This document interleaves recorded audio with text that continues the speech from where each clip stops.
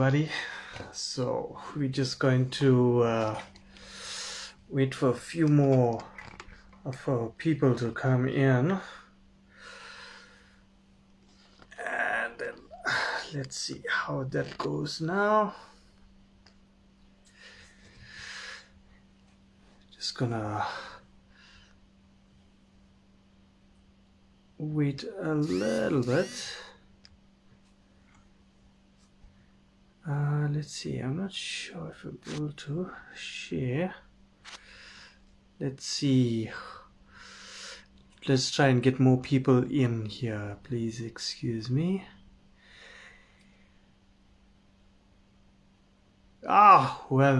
Hey, what's up everybody? This is your boy Bob Rock, and this is the B Rock RC Show, a live podcast for the drifters by a drifter. Welcome to the old/new format of the show. Unfortunately, I'm still dealing with the internet Wi-Fi ISP issues, but still managing to do things, and let's keep it going so we don't lose track.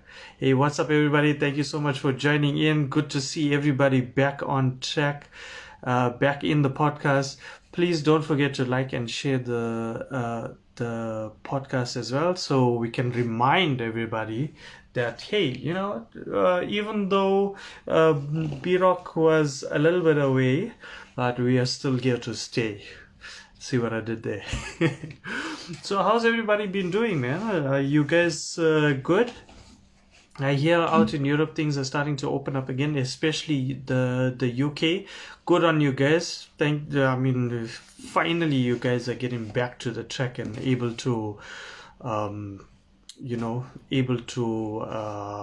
drift again.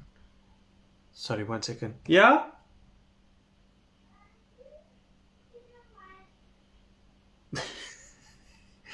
Okay. Sorry, that was my daughter in the background asking me for whatever it was. So anyway, back to the drifting world. Yeah, hey Wolf. Nice to hear you guys out in the UK back at drifting. I know usually when it comes to the fasting month, I always take a break from drifting, and just to try and observe the month a little bit. But now we're back, and I happened to get back to the track also, our Ryujin drift circuit yesterday, with my old buddy Llewellyn, and it was absolutely epic. Absolutely epic. I enjoyed it so much. I was so happy because it's been a few years since I've seen him, and he moved away to Johannesburg, and just to drift with him again and seeing him again, it was really, really awesome. Hey Peter, thanks so much, man. Also, yeah, I took out the glasses, but this is the reason why I took out the glasses. See, look at the glare. So I have to like stare down at you guys. Oh, okay, this is not so bad. Sorry, Garrett. Yeah, I haven't seen the videos just yet. But I've seen a few pictures. I know you guys have been back out at NRD. I will definitely go back and have a look at those videos, and I definitely want to feature you guys on the podcast again. So another segment that I want to add to the podcast is all to do with the drift events, and make announcements for drift events so people know that, okay, guys are out, things are happening and starting to roll out again at the tracks, and they can be notified of it. And I think just around the world, I think we would all like to hear about the events happening across the world. Hey, what's up, Mr. Baxter? Thanks so much for the support, man. Really appreciate it. Whitey for life.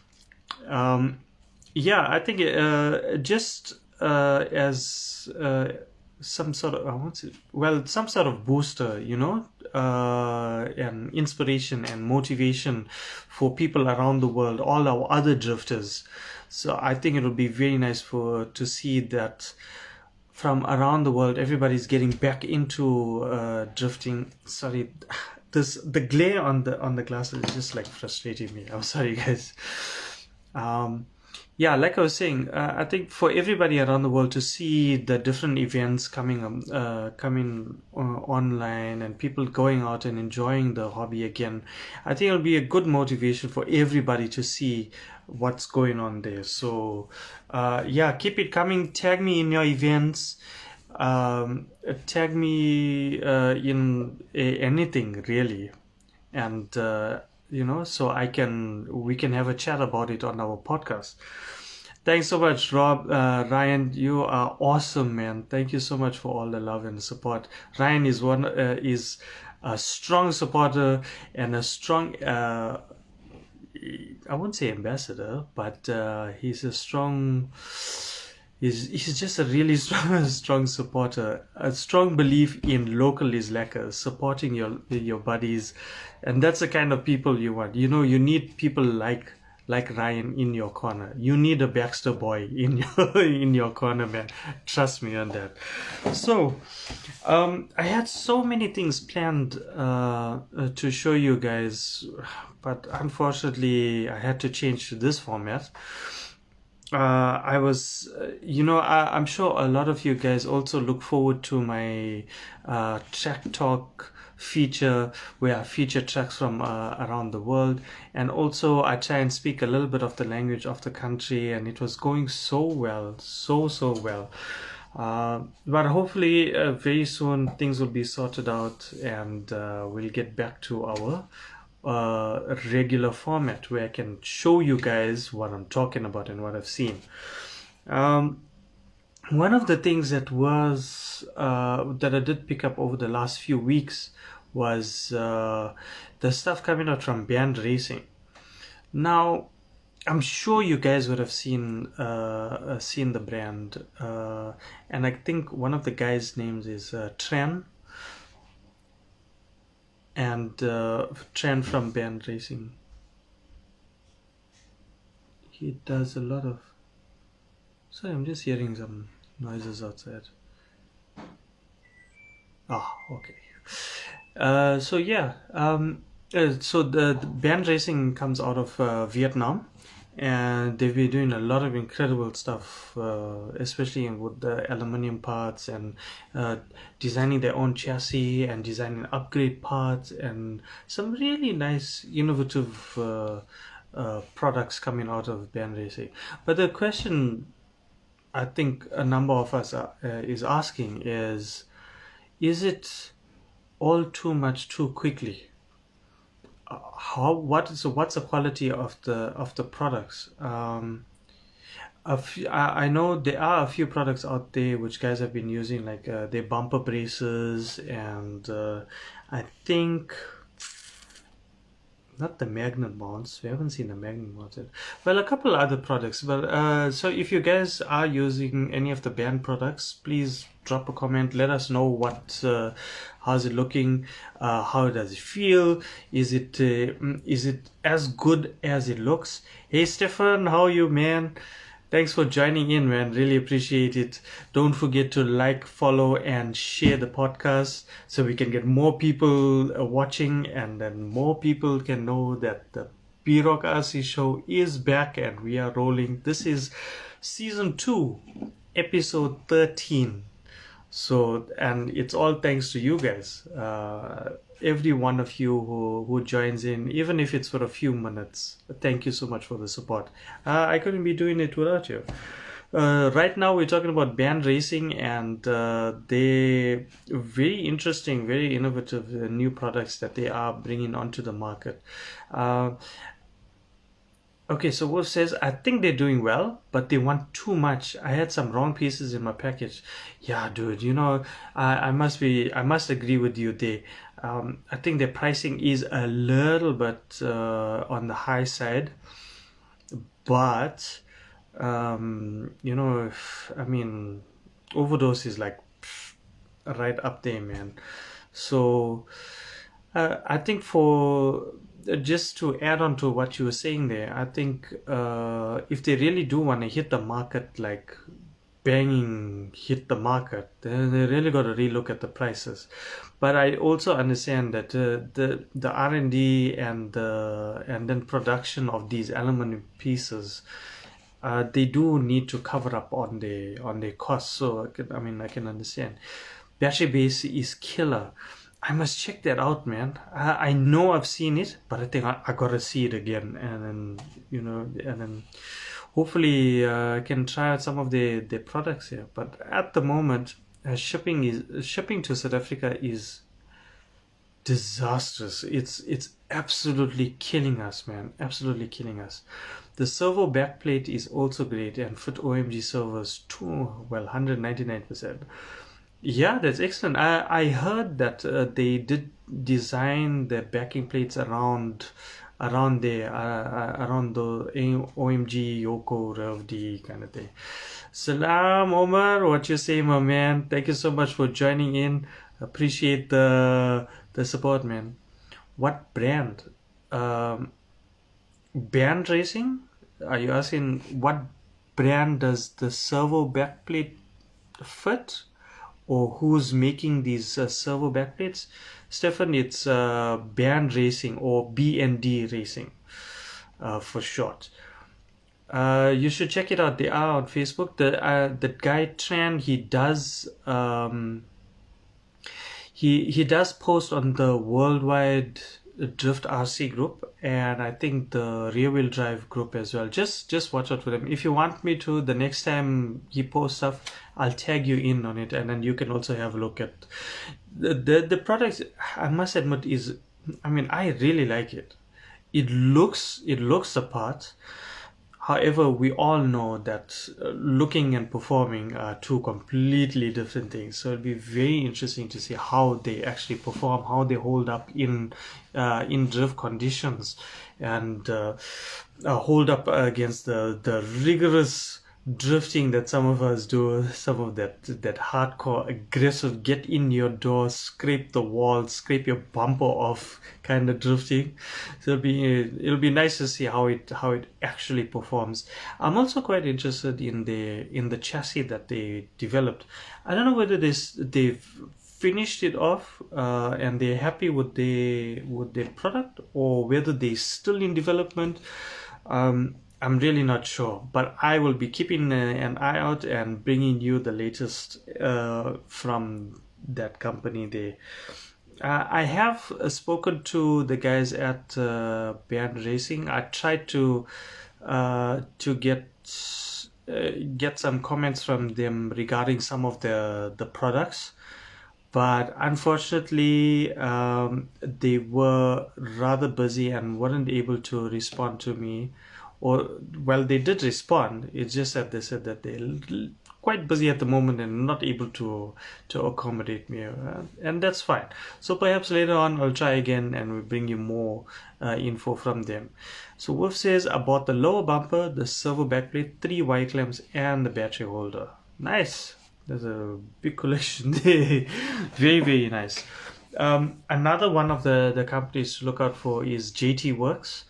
Some of you won't recognize the name when I say JT Works, but if I say T Games, then it rings a bell.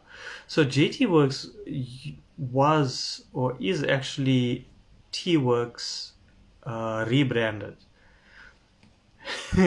Wolf, I can imagine, man. The prices are fantastic. They're eye-opening. So JT Works, they developed this amazing looking magnet mounts that I know gotten people talking and wanting it, and it was sold out if I'm not mistaken. So that's been pretty cool. It came in a few different colors. I think black, silver, red, and purple. Look amazing. I'm sorry I can't show you guys, but it's one of the things that I did pick up. Let's see. I've got a few other topics too that I wanna talk about as well, and I will get to it. So if you see me looking down like this, I'm just checking my notes out.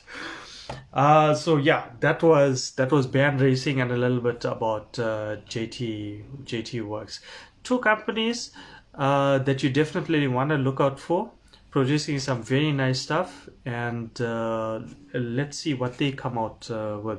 So the next company that I want to look at, or rather another product that I'm sure you all have seen already, is the new Nissan 400Z from APlastics.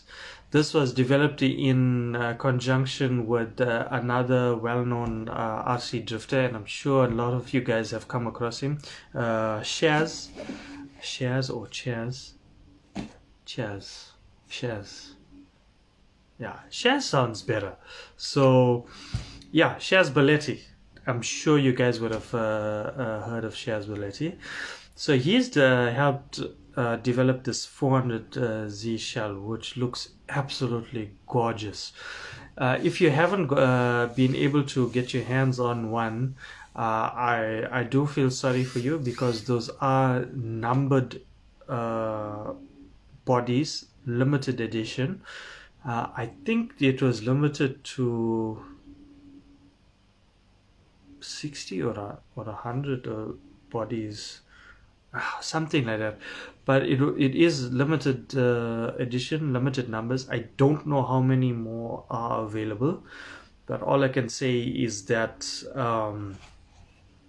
yeah, that thing looks amazing. So if you haven't checked it out already, please go to the APlastics, either the website or the page, or on Facebook, just search for Chaz Balletti, Chaz Balletti, Baletti, and he has it on his profile, I think, or just do a search for it, man.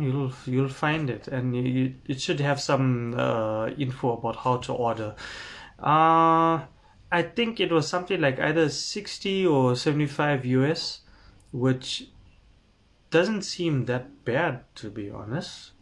I think for the limited edition numbered body, and something like this, I think it's okay.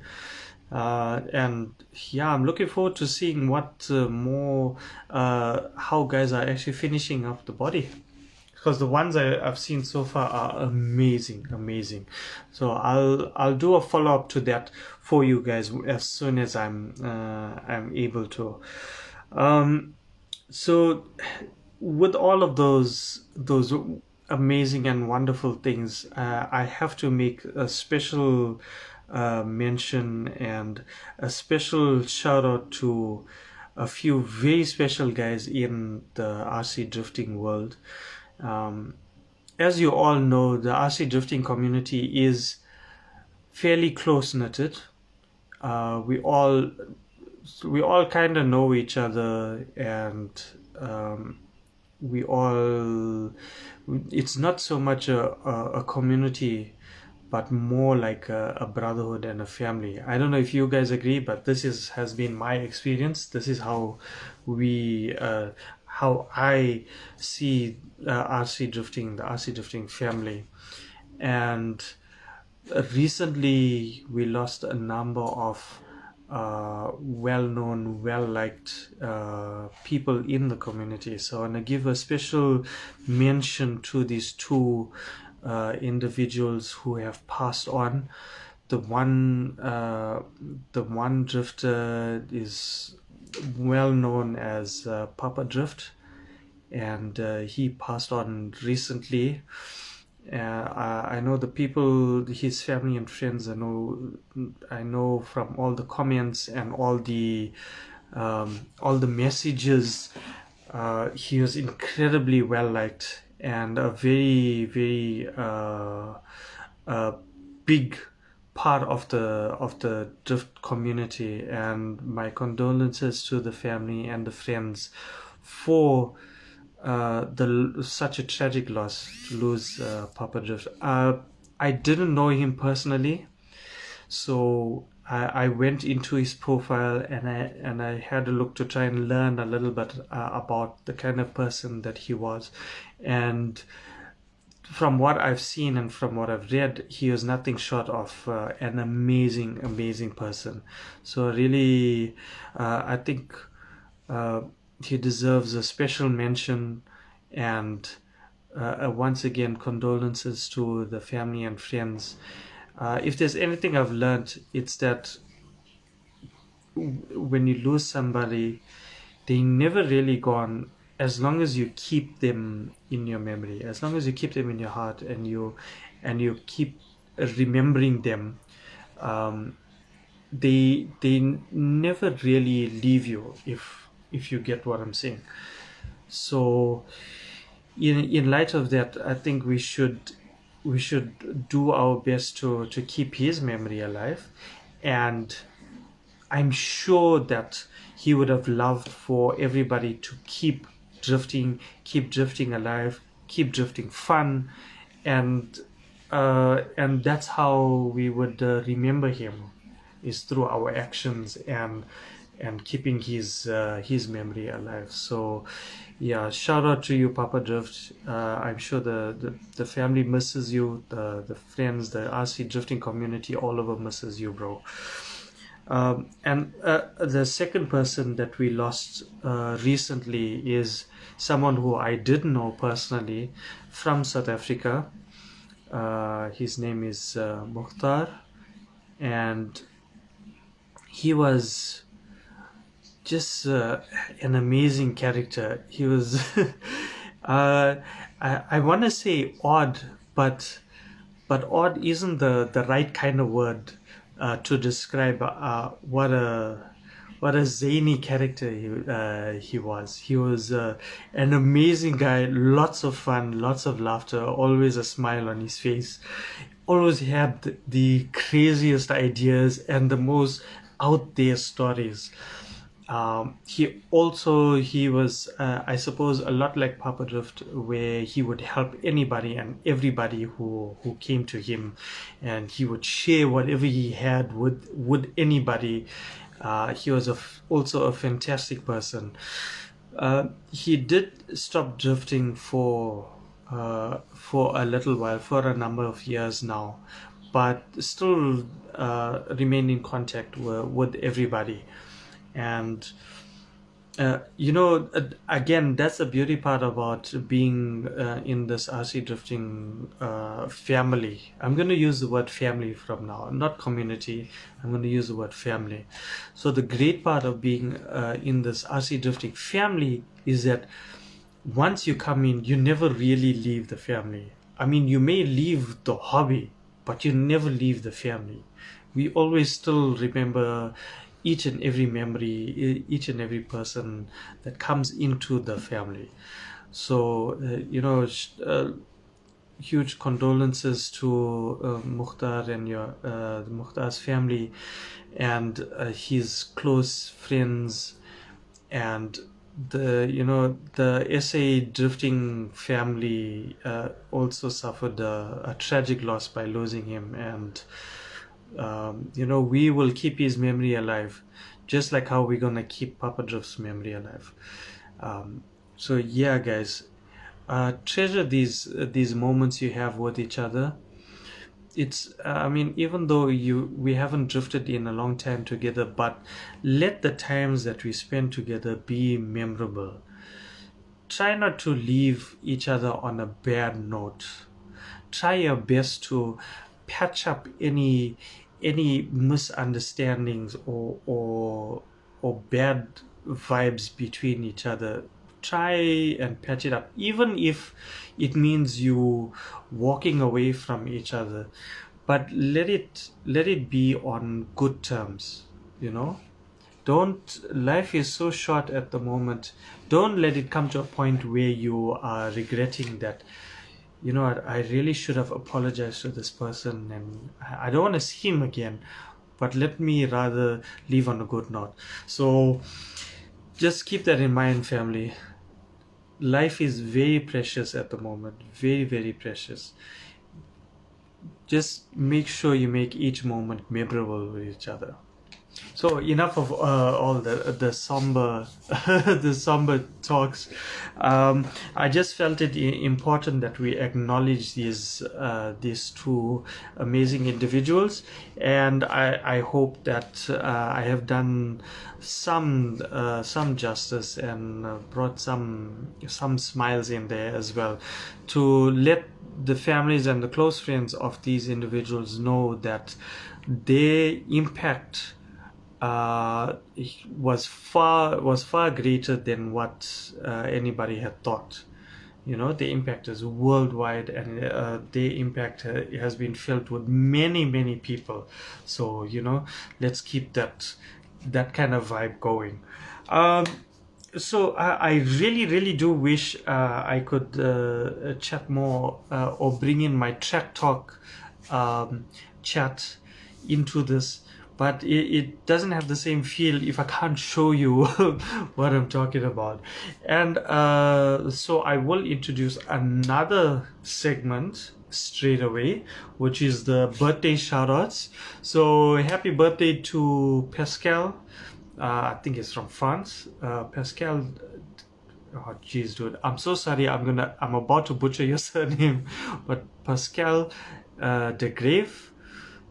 If I'm not saying it right, please message me or something, dude. But yeah, Pascal, happy birthday, bro. And also Michael Zorzen, happy birthday to you guys. If I missed anybody else's birthday, I'm so sorry, but happy birthday to you guys. Hope you have an awesome day, and I will catch you on Facebook as well. So that's going to be a new thing I'm gonna add in, birthday shoutouts. I think that'll be cool. What do you guys think? Okay, so with all of that, any new projects you guys have been working on? Anything you'd like to mention? Any new competitions going on? So here in SA, we've got EDC who's restarted their annual, or should I say monthly league. Hey, what's up, Daniel? How you doing, my bro? All the way from Toon Crew, Germany. Ah, this is awesome, man. Thank you so much for joining in from Germany. Really appreciate it. For the guys that just joined in, I'm your host, Bob Rock, and this is the B-Rock RC Show, a live podcast for the drifters by a drifter. I'm just going through my notes again here. Yeah, okay, so other than those topics, I must be honest, not a lot has been happening in the RC drift world in terms of something new. Okay, well, sort of something new. I'm sure you all have been keeping up with the times and watching certain oddities from certain companies. Yokomo, there's something I gotta address. Yokomo, what are you guys up to? What are you doing? On one hand, you listen to the RC Drift family by introducing an RCR kit, but let's be honest, the RCR kit from Yokomo is just not up to scratch. I'm sorry, but it just isn't. You may have listened to the family, but you haven't addressed it adequately, and I mean that in the best way possible. Wolf already knows what I'm talking about, man. Jeez, I tell you, dude. And also, Yokomo, for the price you're asking for that kind of kit, no, man. No. Haibo. You have done a disservice to your good name. And I mean that in a most sincere way. I really do. Take the likes of Yokomo cannot touch the MST RTR kit. Cannot. And come in at the same price. At the moment, with the way they're going about things, I doubt it. They really need to relook at it. And then to make things even more tough on the whole RTR game, or not necessarily RTR game, but entry-level affordable drift kits, MST decides to drop their entry-level kit. And I'm sure, I don't know, maybe some of you guys have seen it and some of you haven't. MST, they dropped a new kit that's coming in at $109. $109. That's almost the same price as the D5. So now add a few more dollars in and you get a more advanced, better performing chassis than a D5. The MST is well known, well established, and it's an amazing brand and a really, really good brand. And here they come in with the entry level kit at $109. $109. Like why wouldn't you go for that? And more especially, and I have to come back to this point because it's been discussed so many times, you newbies, all you new guys, please, there's no need for you to pull your hair out, wreck your brains, research and develop and mod and 3D print and take out front drives and front belts and front suspension, and the front your front axles, your front CV shafts, to turn an all-wheel drive car into rear-wheel drive. There is no need for you to go and do all of those things. Manufacturers are coming out with amazing rear-wheel drive kits at a low price that you just need to put together, put your electronics and drive. Why would you want to put yourself through all of that trouble by experimenting with things you don't know about? You haven't even touched CS. You don't even know what CS is about, but you want to jump ahead and you want to mod an all-wheel drive flying fish into rear-wheel drive. You want to buy the Yeah Racing rear-wheel drive kit, but okay, it's too expensive, so I'm going to do it on my own. Then you want to develop your own parts to convert a TT01 into a rear-wheel drive. Go through the whole process. Go through months of planning and designing and failing and redoing and testing, all to find out, all to learn that it's still shit. It's still a piece of rubbish. You can't do the rear wheel. The TT01 was never designed to be rear wheel drive. Never designed. The whole design doesn't lend itself to convert to rear wheel drive. Let's take the D4 for example. In principle, it was a good idea where 3 Racing designed it in such a way that you're able to quickly swap between all-wheel drive and rear-wheel drive. So in theory, not a bad idea, I must admit. It was a good idea. However, practically, it didn't work because you still had to do a number of considerable changes or upgrades to the chassis to make it work nicely. So it was a lesson learned. However, if a big manufacturer like 3 Racing can go to all of that and still end up with something that's not 100%, what makes you think, being 10 years into RC but never into drifting, so a newbie into drifting? I've done drifting for 20 years. But now I've done racing for 20 years, but now I want to come into drifting. I have a Traxxas. I have this HPI RS what. I have a Red Cat Lightning or whatever it is, and I want to make it rear wheel drive. That doesn't even make sense. Okay, so Gareth says we've made some epic D4s at the track. I won't disagree with you that the D4 uh, could become, or we have seen some pretty epic D4s run really nicely, but how much of it was a true three racing? How much of it was true three racing? I think Stig, and I'm sure you guys know Stig. Stig was one of the ones with the D4, but from what I heard, and I need to confirm it, from what I've heard, Stig added a lot of other parts to it to make it better, to make it work, all apart from front hubs. Hey, man, good on you, bro. If you were able to make a D4 run epic with all three racing parts and a few other extra parts, good on you, man. I'm not totally dissing it. I'm not totally against it.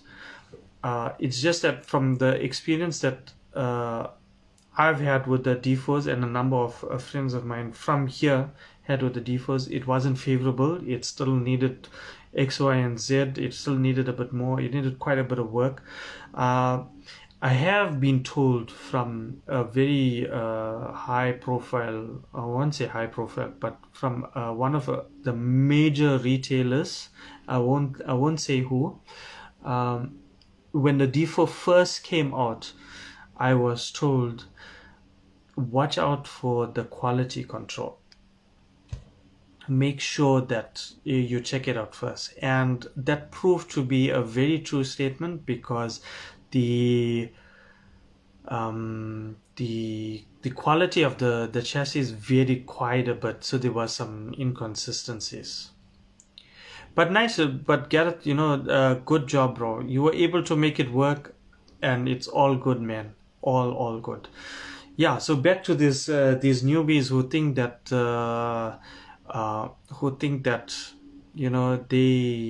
they are well experienced. They know enough to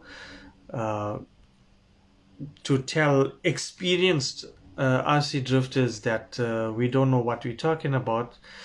Guys, you need to go for a checkup. Hey, what's up, Rashad?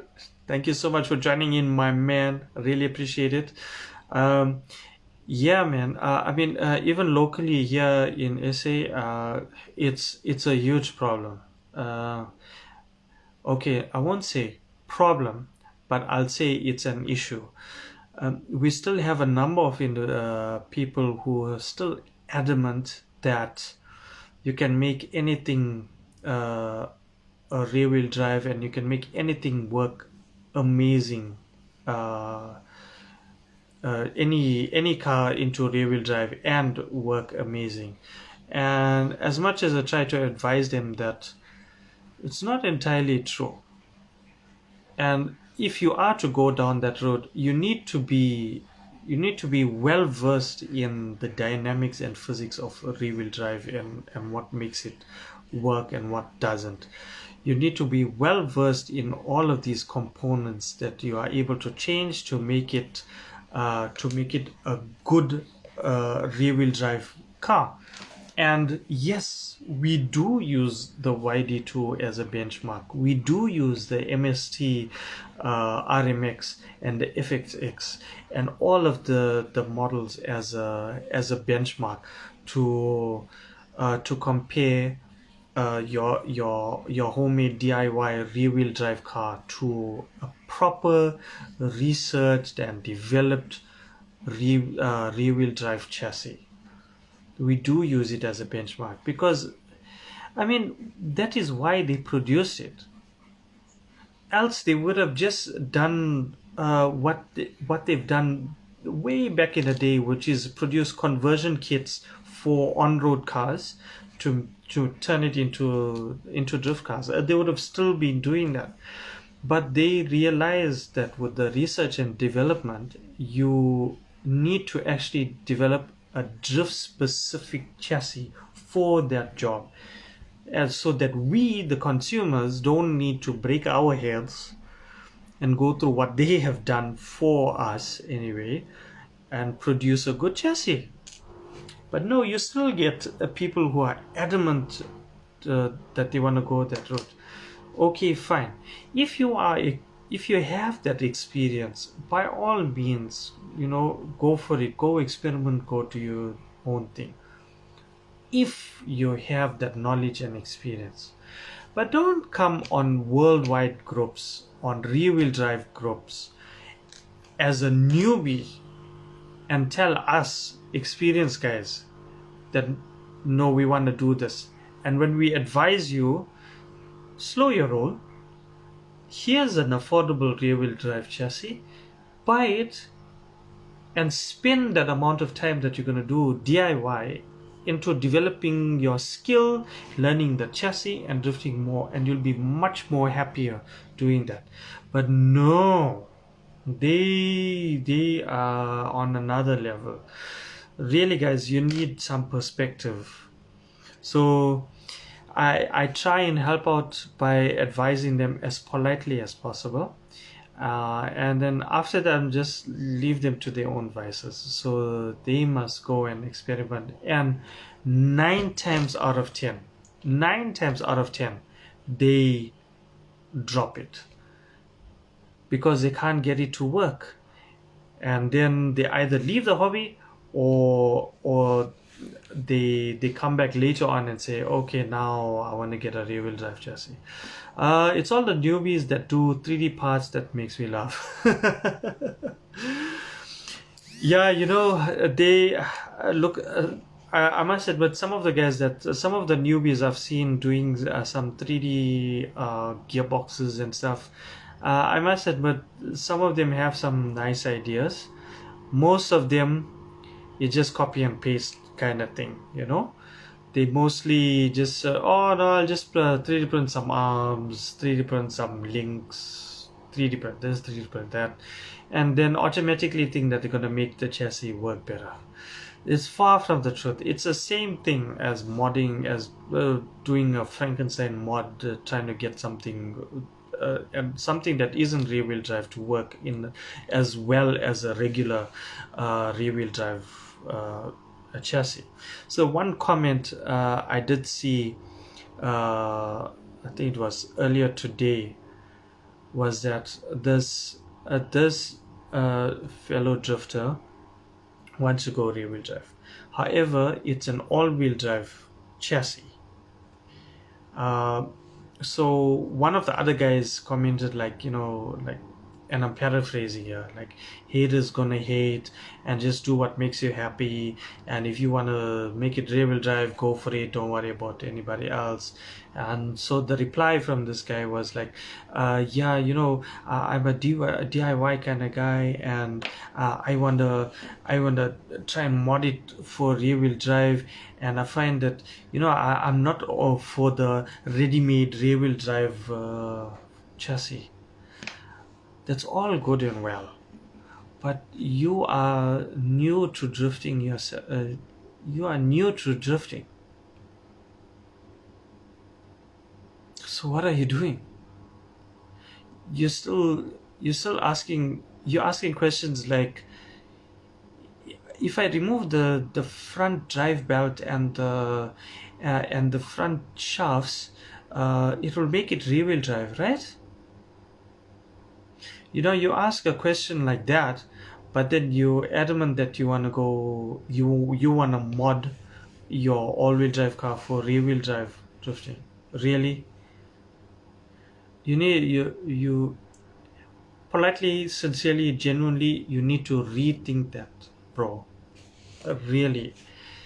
At the very least, move on to CS and learn that, and then go on to a rear-wheel drive, and then see if you can mod it for rear-wheel drive. But if you don't have the experience, take the advice, buy yourself a D5, and you'll be much more happy. You'll understand the car better. That goes for all newbies, and I wish these new guys coming into the hobby, I really wish. And this also goes out to guys who are well experienced in RCs, but just coming into drifting. please take the advice of people who are experienced and who've been there before.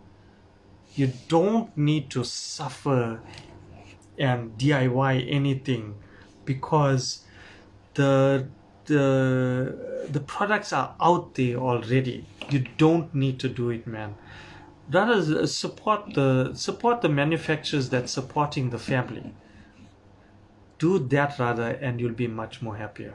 Also, you'll find yourself being able to tandem and drift with a lot more people than having to suffer with your DIY rear-wheel drive modded all-wheel drive touring car, because you're spending 3/4 of the time on the side of the track trying to fix it up, trying to make it work, than actually drifting.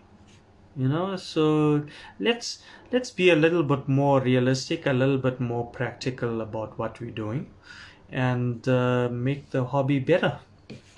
So I think I've talked a hell of a lot, and I think that perhaps I talked too much for today. I spoke too much for today.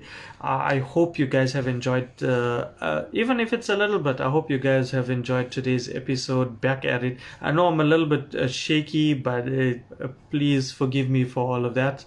It has been a number of weeks since I've done my last podcast, but I had to keep it going even with my internet issues. It's just not linking up to my PC. I don't know, something's wrong with the Wi-Fi or whatever. But yeah, thank you once again for everybody for joining into this episode of the B-Rock RC Show. Please don't forget to like, share, and subscribe to the page, and turn on your notifications so that you can keep up with all of the podcasts, future and the past. I always upload my podcast to my YouTube channel, so I'll post the link once I upload the episode onto my YouTube channel. And for those of the guys that missed it, you guys can always catch up with the episode then.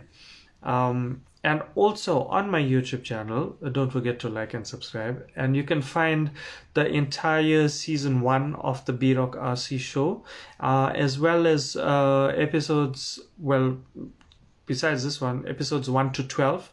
You'll be able to catch up with a little bit there, and you'll be able to catch up on all the track talk.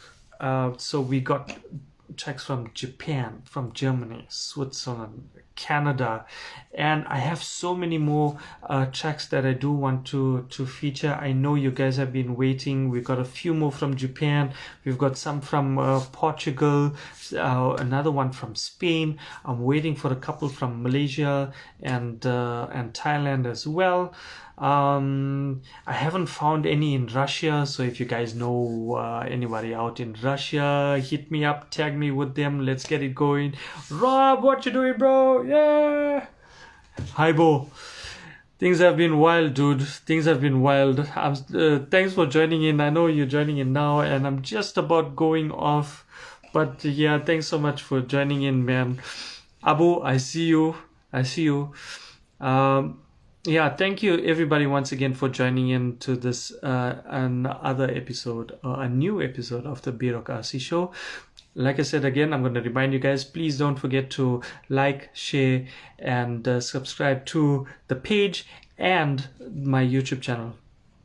You can cover my dog club in Nebraska sometime. Oh yes, absolutely, bro. I'm gonna message you, send you the questionnaire, what, so we can get that going, and I definitely will cover your track. So thank you once again for joining in. My battery's about to die.